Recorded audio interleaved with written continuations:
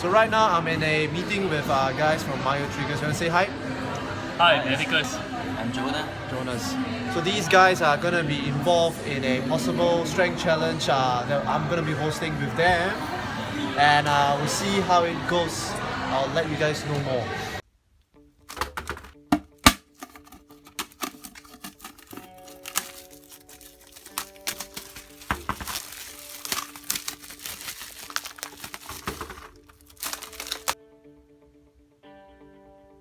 I am not paid for this review at all. MyoTriggers reached out to me, and at the same time I was already looking for a new foam roller.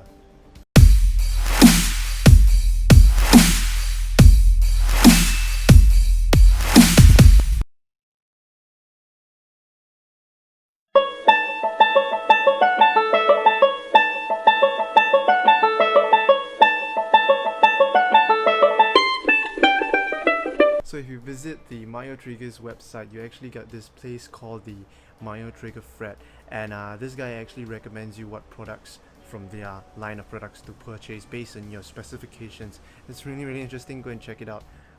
Their website is known as Foamrollers.sg. It's a Singapore-based foam rolling company. And let's get this video started. So anyway, they offered me one of their foam rollers known as the Fascinator, and I agreed to do this review only if I get to say what I want to say. So it's a very neutral interview, no restrictions, no scripts at all. So everything is based on what I think and what I recommend. So over here is the foam roller that they sent me. Before we start with anything about foam rollers, I want to talk about what kind of situations would actually require you to use a foam roller to its effectiveness. So essentially what I'm going to talk about right now is muscle knots. What are muscle knots? So muscle knots are essentially known as trigger points. Muscle knots are basically just the layman terms for trigger points. These are just sensitive points all over your body, but mostly on your back and your neck, because these body parts actually cause the most irritation. So the tissue that connects to your bones are basically known as the fascia, and because a lot of these trigger points happen in deep tissue, most of the time trigger points are known as myofascial pain as well. Most people believe that it is due to your nerves misfiring and just getting all jumbled up, causing all that pain. Personally, I believe that your muscles tend to tense up or just have spasms when you have an injury, or just very poor postural when it comes to rounding your shoulders and also keeping your neck upright.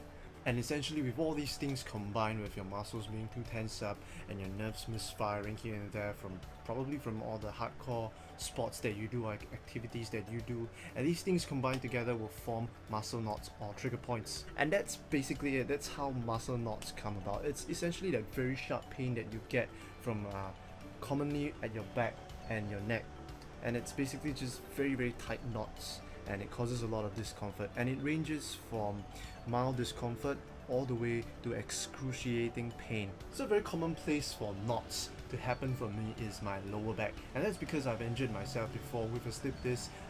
My nerves are probably messed up with the bone poking it, and that causes a lot of sharp pain after an intensive workout. And there's no proper way to stop it other than to foam roll to relieve me of some of those pain. So usually muscle knots occur due to an injury or due to postural problems. Let me show you an example. When you slouch or round your shoulders forward, you are overstretching your back muscles over here. You see over here? Check it out. Anyway, so when you overstretch your muscles like that and you do pulling movements like rows and pull-up, when you do these movements, your upper back is going to be stretched even more. So from slouching like that, from rounding out like that, and you pull them even more, this will cause an event where it will overstretch your back muscles. From all these like overstretching and the amount of contraction from the pulling and the rowing, these things combined will form all those nasty muscle knots after a period of time. So this is why our parents always encourage us not to round our shoulders forward or basically just slouch. There's a reason why we have to stand straight. So how do we get rid of these goddamn knots. And that is where foam rolling comes into place. Foam rolling helps with getting rid of those knots. Essentially, you just need to apply pressure to relieve you of those pain, but the amount of pressure that you're applying is not like those relaxing massage that you're getting. It's usually going to hurt a lot, and foam rolling helps with relieving the pain, and also you can get to control the amount of pressure based on how you're going to apply your lower back onto the foam roller. So before we go deeper into foam rollers, let's talk about the different foam rollers. Now I'm going to gather about 2 different foam rollers that I personally use, and just probably you can just Google them up. There's tons of different foam rollers on the internet. So just take note, the names that I'm giving for these foam rollers are based on my creation. It's my own creativity. If you Google these names, you can probably just add foam roller behind and you get something similar. So the first one I want to talk about is this guy over here, the hard foam. So this bad boy over here is made from hard foam, hence the name hard foam. It's good for beginners because this thing is rounded.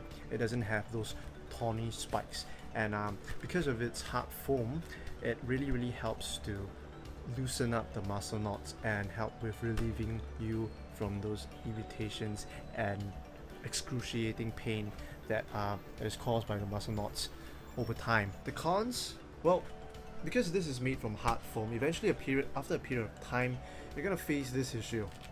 See? Things are gonna start peeling off like a butterfly hatching from its cocoon. You get the point, okay? The point is, this thing over here peels off really easily after a period of time. But then again, I am a very abusive user because I really get those stretches in before my workout. Can never be too safe. Next up, what we have is the Fascinator. Now visually, if you see the difference between this one and this one has more spikes. Now before we go into detail on what these spikes can do, let's talk about this foam roller and what it's designed for. So the Fascinator was designed primarily for athletes, because this thing can actually go deeper into your tissue with the spikes that the standard board foam roller can't do. And that is because with athletes, right, you're doing a lot of intensive exercises or just anything a bit more aggressive than a normal person will do, and you need these spikes to help reach deeper into the tissue to get some myofascial relief. I've been using it for the past week, and so far I've been able to achieve a 130 kilograms deadlift for 3 reps, which is an amazing PR for me. It's not good in terms of comparing with elite lifters, but I think for me personally, I've never hit 130 kilograms for a triple. And I actually have the clip, I'm going to play the clip in the background for you to see. Yeah, so yay. But like all good things in real life, there are always cons as well. Before we go into the negativity about this product, let's talk about my likings, and then I'll proceed to my dislikes after that. I like the fact that the Fascinator helped puncture deeper into my muscle tissue, places where my old foam roller couldn't reach. But at the same time, there were instances where the spiky foam roller wasn't able to reach spots in my body that I feel that was really very tight. And I think this could be a factor of my low skill level with this new foam roller. I mean, to be fair, I've only used it for a week. However, when the spikes actually hits the knots, you can actually feel that the muscle knots are dissipating when you really hit the right spot. So bravo MyoTrigger, that thing works. I like the fact that after foam rolling, personally I feel very relaxed, which is why I always recommend people to foam roll if they had a hard day at work, to just relieve them from some of the stress they've accumulated over the week or at the hard days of work. Or you can also do a small foam rolling routine before you sleep. A relaxed mind helps you sleep better, and that leads to bigger lifts in future as well. So the quality of this product is amazing. If you want to check it out, this thing is actually made from hard foam, just like the previous one, but this is made of a rubbery material, so apparently it's quite abusive. If you can take a look, I'm pressing down on these spikes, and then it doesn't really bend down or stay in that new bend shape that I've actually applied pressure on. So this thing has been able to sustain the amount of abuse that I've given to it, like I mentioned just now, and so far it's holding up in really good shape. But I'm gonna do another review, a separate review on this probably in the next few weeks. But so far this thing is holding up very well. So if you want to get a foam roller from MyoTrigger, you can take note that they have very good quality. I do wish that this foam roller was slightly longer though, because with my previous foam roller it's longer. I find that I find myself actually adjusting once in a while to get to just to hit a separate body part that's right beside the body part that I was already hitting. But then again, to be honest, this is really not a big deal because I could just simply get my lazy butt off the ground and just readjust the foam roller again. There's nothing wrong with that, but personally I just wish that it was a bit longer, you know. The saying long things are sometimes a good thing. So there you have it. This is my review of the MyoTrigger foam roller, the Fascinator. But here's my final verdict. So if you're new to foam rolling, I do suggest that you get the hard foam because it has no spikes, it doesn't really puncture deep into your tissue, and chances are you're not gonna get used to it within the first try, and with the spikes it's gonna hurt like mad if it's your first time trying out foam rolling. So on top of having the spike model, MyoTrigger also has their own board model. This thing isn't made from hard foam, it's made from the same material as the Fascinator, which is basically rubber, just very high quality rubber. It's known as the paper clip. I will link it in the description, so get that one if you're a beginner. As for the spiky foam roller known as the Fascinator, I only recommend this to you if you do a lot of intensive sports like football, basketball, or just any lifting sports, because I don't see the point of you using this foam roller if you're just an average dude that works in the office and don't even work out at all.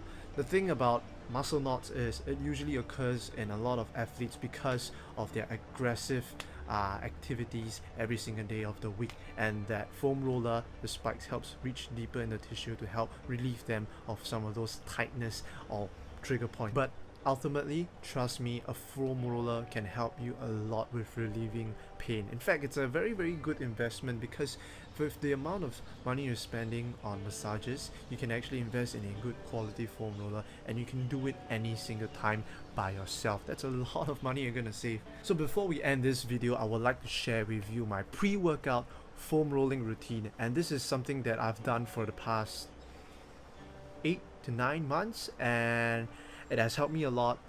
It always makes me feel very relaxed before working out. For me, I find that mobility is key, but you may have a separate opinion on stretching before working out. So this is really up to you, but for my personal preference, I find that stretching helps me before lifting, and it always helps me set PRs after a period of time. So when I do a foam rolling routine, I always start with my lower back, followed by my upper back, and then my lats, and then sometimes I'll do my shoulders. It really depends on the day, but I always move on to my quads and my hamstrings and this other muscle part that I can't remember, but it's like near the groin area. It hurts it hurts. I know there are a lot of foam rolling experts that will go into different body parts as well, but to be honest, I just want to keep it simple and just, you know, as long as it works for me right now, I will continue sticking to it, because as the saying goes, if it ain't broke, don't fix it. So MyoTrigger actually has this infographic that actually states the different muscle parts that you can use the foam roller and benefit from it. I think it's currently for the lower body. I'm going to link it right now, or maybe even display it right on this video for you to check it out. If you want to see it in person, check out the link in the description. If there isn't a link, it's probably not out yet. But here's an exclusive look on the MyoTrigger infographic. So there you have it. That is the foam rolling routine that I usually do before I work out or lift any weights. You can also use this foam rolling routine before you sleep because it really helps you to relax, and it feels amazing once you're relaxed and you're about to sleep. Okay, with that, we're coming to the end of the video. Now I know you hate my face, but I do have some things to point out. We are about to collaborate with each other, MyoTrigger and Body X Style. We're gonna do a foam rolling routine that targets the abs. So for you ab junkies out there, you're gonna love this collaboration. I'm gonna be a guinea pig because personally I've never done foam rolling for abs. Did I also mention that you're gonna get a discount? So MyoTrigger wanted me to hook you guys up with discounts. Just quote Body X Style when you check out at MyoTrigger. Cheap stuff don't come easy, and you're gonna get discount. Otherwise, thank you for watching. Remember to like, comment, and subscribe and share this video. It helps the channel to grow. Until then, remember to stay lean and stay stylish.